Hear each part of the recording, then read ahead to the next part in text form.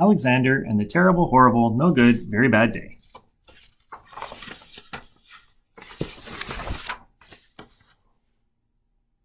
I went to sleep with gum in my mouth, and now there's gum in my hair. And when I got out of bed this morning, I tripped on the skateboard, and by mistake, I dropped my sweater in the sink while the water was running, and I could tell it was going to be a terrible, horrible, no good, very bad day. Okay, where are his parents? Why is he eating gum in bed? At breakfast, Anthony found a Corvette Stingray car kit in his breakfast cereal, and Nick found a junior undercover agent code ring in his breakfast cereal box, but in my breakfast cereal box, all I found was breakfast cereal. I think I will move to Australia.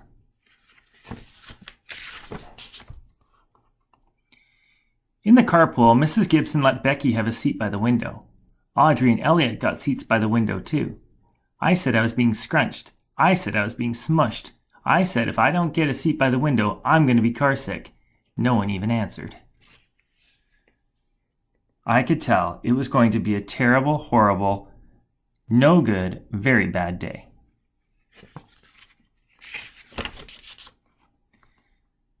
At school, Mrs. Dickens liked Paul's picture of the sailboat better than my picture of the invisible castle.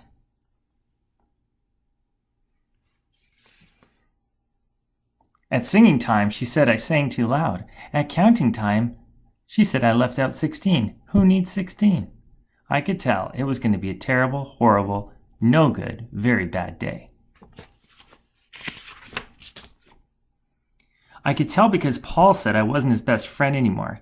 He said that Philip Parker was his best friend, and that Albert Moyo was his next best friend, and that I was only his third best friend.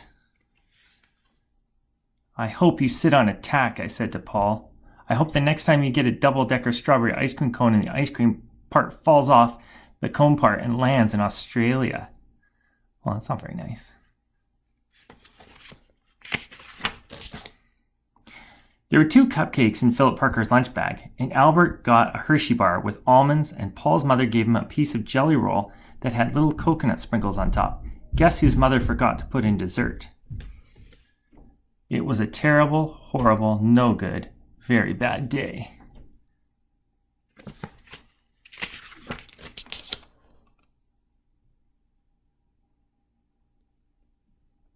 That's what it was, because after school, my mom took us all to the dentist, and Dr. Fields found a cavity just in me.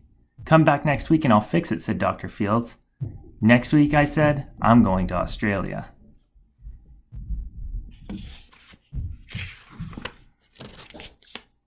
On the way downstairs, the elevator door closed on my foot, and while we were waiting for my mom to get to the car, Anthony made me fall where it was muddy, and then, when I started crying because of the mud, Nick said I was a crybaby, and...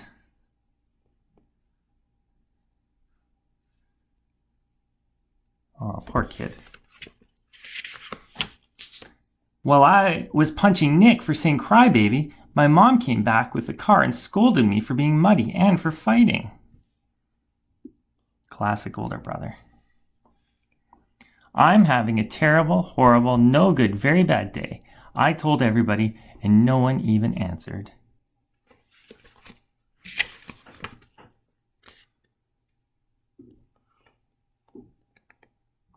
So then we went to the shoe store to buy some sneakers.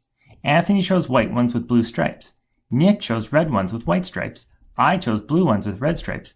But then the shoe man said, we're all sold out. They made me buy plain old white ones, but they can't make me wear them. Poor guy. When we picked up my dad at his office, he said I couldn't play with his copying machine, but I forgot. He also said to watch out for the books on his desk, and I was careful as I could except for my elbow. He also said don't fool around with his phone, but I think I called Australia. My dad said please don't pick him up anymore. It was a terrible, horrible, no good, very bad day. I know how they feel. There they are at dinner.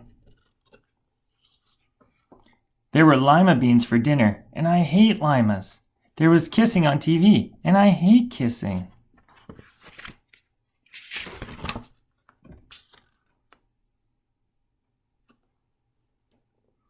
My bath was too hot. I got soap in my eyes.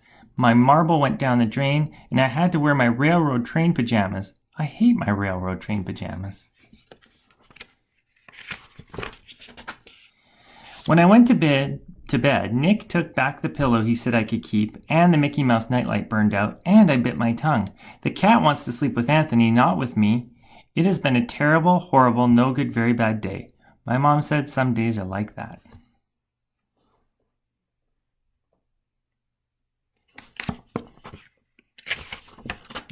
Even in Australia. That doesn't even have a happy ending. But I guess tomorrow will be better.